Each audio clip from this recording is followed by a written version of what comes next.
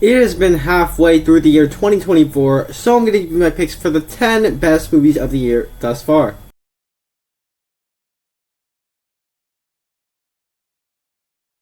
Hi, my name is Nathan, and I talk about a lot of movies on this channel. If you're new here, down below in the comment section, share your picks for the 10 best movies of the year. Over on my channel, I have more content like this. Check those out once this video is over. And if you enjoyed this video, click the like button and be sure to subscribe because that really does help a lot and I would appreciate it. With all that said, let's just get straight into the top 10. We'll kick things off with The Last Stop at Yuma County. Now, if you don't know what this one is, it's like an independent, small thriller. It's a very straightforward, small, simple thriller, but it manages to be really effective and engaging from beginning to end. And the way it does this is that it builds proper tension throughout the entire movie. Yeah! The basic setup for the movie is pretty simple. It involves a bunch of people at a gas station who find themselves in a dilemma when they discover that one of the groups in the gas station are in fact bank robbers. And the way that it just builds off that tension is that it keeps adding more characters, sometimes taking characters out, sometimes a character will do something to try to escape the situation.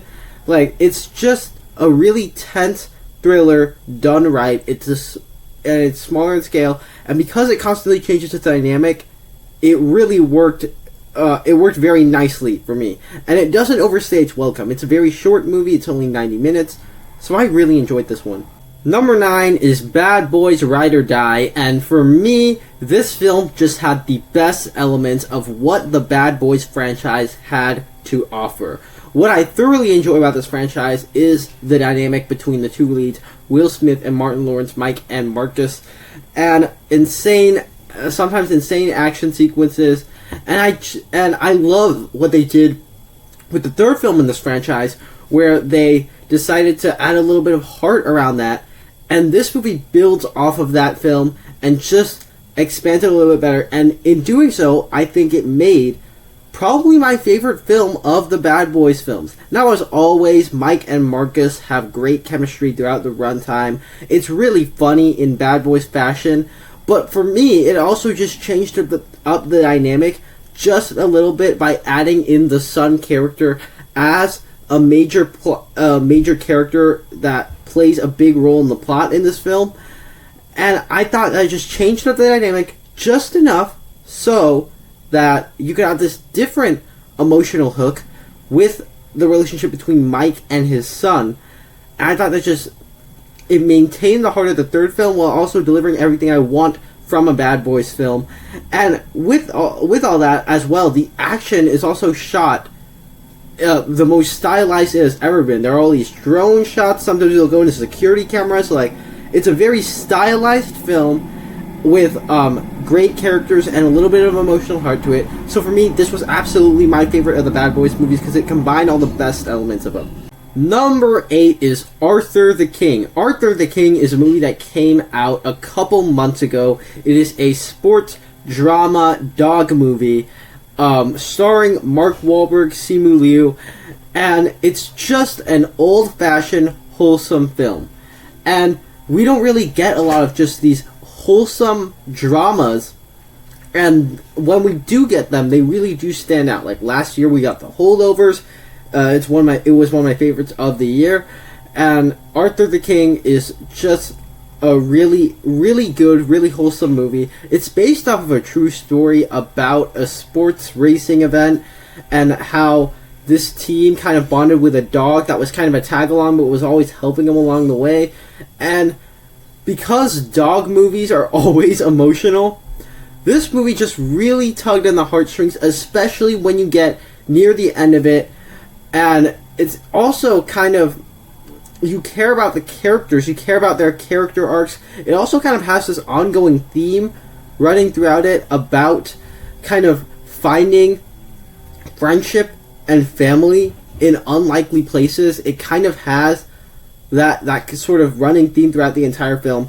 So for me, this was a real pleasant surprise. I enjoyed watching it, and it's a movie that just because it was just so wholesome, it tugged at the heartstrings. It did exactly what it was supposed to do. So therefore, it is one of my favorites of the year. That's great! Number 7 is Kingdom of the Planet of the Apes. Now, I absolutely love the trilogy of Planet of the Apes films that were reboots of the Planet of the Apes films from the 60s, but I wasn't sure how you could continue War for the Planet of the Apes in such a satisfying way, even though I was really excited for this movie. Add to that, Wes Ball was signed on to be the director for this movie, and I haven't seen the Maze Runner movies in a long time, but that's his only other work that he did, so I was a little bit nervous going into it, but I thought they just crafted the best possible sequel you could to War for the Planet of the Apes, where it feels like a natural continuation of the series without having to have any returning characters.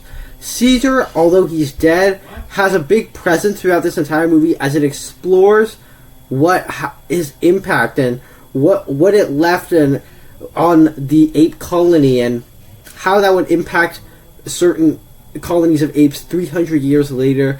And even kind of makes me as an audience member rethink about the ending of War for the Planet of the Apes, where as satisfying as it is, you kind of start to wonder, was that the best conclusion? Did Caesar really do the right thing? And when you have a movie that makes me rethink the ending of such a satisfying movie, it's something very special and interesting here. As always, the visual effects are absolutely stellar. They just absolutely knocked it out of the park here, where every sequence looks believable. And so for me, this movie, although it disappointed me a little bit because I did have my expectations up so high because I absolutely love War for the Planet of the Apes, I still think this is probably the best possible version of a sequel to War for the Planet of the Apes. 6. Hitman. Now, I don't tend to include a lot of these direct streaming movies in my top 10s of the year, but this one was just a really nice, pleasant surprise. Essentially what this movie is, it's kind of a genre blender of comedy, romance, thriller, and it kind of does all of that together, and it just works so well in the context. The basic premise of this movie is a man being a fake hitman working for the police so that they can arrest people trying to hire hitmen, until he finds one of his patients quite attractive, and it leads to him leading this double life. Our two leads are likable. They make horrible decisions in this movie, but there's something about their performances, the way that they talk, and something that just makes them likable, that makes you want to root for them. Although they make absolutely horrendous decisions in this film, it moves at a nice pace and keeps you entertained, and it keeps you engaged all throughout. As much like Last Stop in Yuma County, what it does is that it changes up the dynamic, not by adding more characters and taking some characters out, but by changing what exactly certain characters know, exactly what's going on in the film. And so if you are in the mood for just a breezy Netflix film, this is one of the better Netflix movies that I've seen in recent times. We've made it to the top 5 with Furiosa. Now, Furiosa, although it is a spin-off of Mad Max Fury Road and a spin-off prequel to Mad Max Fury Road, it is probably the most epic film of the Mad Max series, as it spans a large period of time from when Furiosa was a child to when she became the warrior that she is in Mad Max Fury Road. And I just thought that, because of that, it's a great movie to experience on the big screen in general. And it was just a great movie. Furiosa as a lead is compelling. You're engaged in her story throughout the entire runtime, all because of the great performances put by Anya Taylor-Joy. But I think the real standout of this movie is Chris Hemsworth as our villain here, where he just absolutely eats up and steals every scene he's in, and he is a scene stealer. He's the standout of this movie, even though he's somebody you want to be seen taken down, and it's so satisfying when he does get taken down. He's a character that you just love to watch. He just has so much energy to him. Also, the stakes of this movie are very epic in scale, but also very personal to Furiosa. And that's why I thought it just find the right balance of that, where it does all this world building as you explore the different factions of the Mad Max world, but it also can be, the stakes are personal because she's trying to get revenge on this one person, and it's very, very satisfying by the end, and the visuals just look phenomenal in this movie, much like Kingdom of the Planet of the Apes.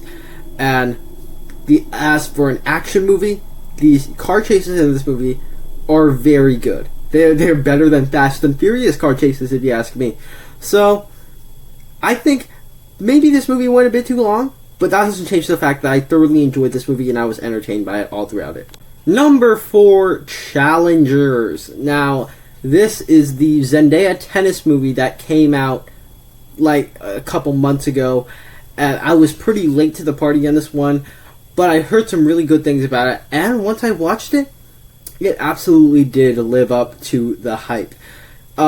It's a really compelling drama with some super unlikable yet compelling leads. And you get 3 fantastic performances for our leads, and they're just so good at having these performances that make their characters super duper unlikable, but you're also kind of rooting for them to get to one point. They're unlikable in a way where you want to see them kind of redeem themselves and succeed. Another thing that was really nice about this movie is that it's a sports movie that just has so much style in everything that it does.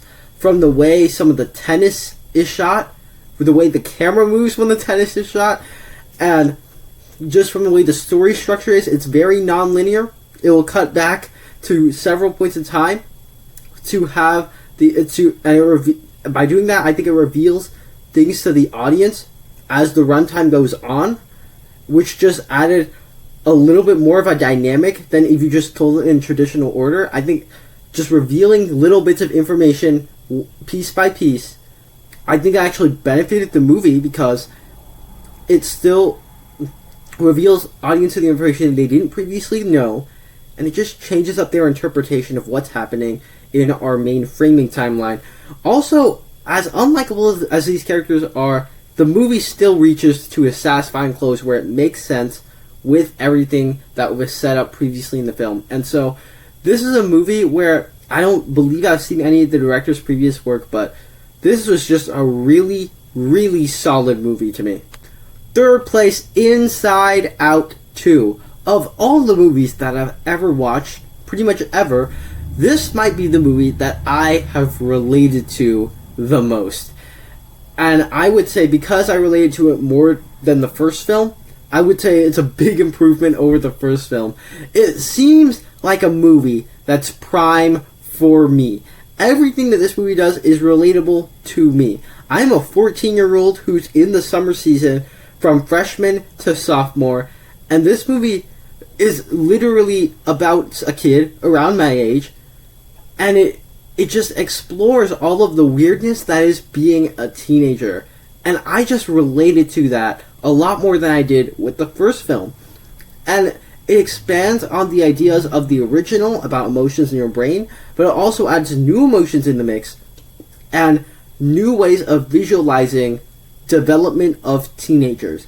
The big standout new character here is Anxiety, as she's a character who's the villain of this movie, but also isn't particularly a bad person in their story. As good as her intentions are, she does worse things as the movie goes along, but she's also compelling because she means well for Riley. And speaking of Riley just feels more like a character in this movie. They invent this thing in this movie that has Riley take control more than the emotions do, I would say. And I think because of that, Riley feels much more like a character in this movie than she did in the first film. The movie was just so poignant and profound while being creative and having that Pixar charm. And so for me, because it was so relatable to me, it is absolutely one of my favorites of the year. Our runner-up is Dune Part 2. Now, Dune Part 1 is a great movie which did all the setup for where this movie was going, and this movie just paid everything off so well. The visuals, scope, and scale are just absolutely immaculate. This is a movie that's worthy of being seen on the big screen. But even beyond that, the story is just very compelling, filled with performances that are sometimes powerful. You get all these inspiring moments of defeat, and you absolutely feel all the emotion that comes with that. And also for me, what I appreciated about this movie is that the story, for me, while being super layered and complex, I found it much more straightforward than the first film. And with this movie, you absolutely do care about the characters, the story going on, and it just pays off so well once you get to the third act. It still leaves some things dangling, but in a way where it's satisfying. And it's more satisfying than the first film, and an improvement over that one, because the first film, it was just a setup part, therefore its ending was just kind of left. This one actually has a satisfying sort of victory at the end, but also leaves some things dangling for the audience to think about afterwards. Everything for me is on an epic scale with this film. This is truly a cinematic, I wouldn't say masterpiece, but it's truly a movie that is meant to be seen on the big screen. So this movie just, a lot of people are going to have it as probably their favorite of the year. I have a pretty different and probably controversial favorite though. But for me, in first place is Civil War. And this is a very polarizing, very controversial film. Everybody seems to have different opinions going all over the place with this film. But for me, I thoroughly enjoyed what they had to offer with this movie. And it's a very different war film than usual, and I think that is to the movie's benefit. And the reason it's different is obviously it's set during a fictional war, but the point of view of the entire movie is shown from these reporters trying to get across America. And in doing so, lets the audience kind of observe what's happening in this fictional war. And because they're just journalists, it's not entirely clear who you're supposed to root for and who is the actual bad guys. It's not entirely clear which side's actually good, which side's actually bad.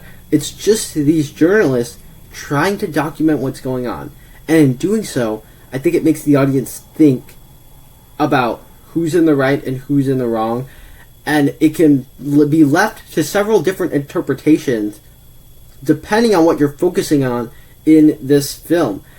And it also just shows, in doing so, just shows the bleakness of humanity. That's kind of like the ongoing thing going on in this movie. It's showing like the bleakness, and I just thought it was done really well. It gave the movie this really dark vibe, and I thought that it was really effective in this film, all pulled together by some very convincing performances. And of course, with this film, on a lower budget, it's just very convincing. The visual effects look very good for a movie that cost $50 million, and they look absolutely convincing that this civil war is happening, with also just some amazing cinematography. There are shots of burning cities in this movie that are fantastic shots, but they're also terrifying. And I thought that's what really worked about this movie. And so I thoroughly enjoyed this movie. I enjoyed what it was trying to communicate, and it made me think. So therefore, of all the movies that I've watched this year, this is the one I've probably thought the most about, and this is certainly the one that stuck out in my mind the most. So for me, I would say it is my favorite of the year. There you have it. Those are my picks for the 10 best movies of the year thus far. Down below in the comment section, share your picks for the 10 best movies of the year over on my channel. I have more content like this. Check those out right now. Thank you so much for sticking around to the end. I will see you in the next one.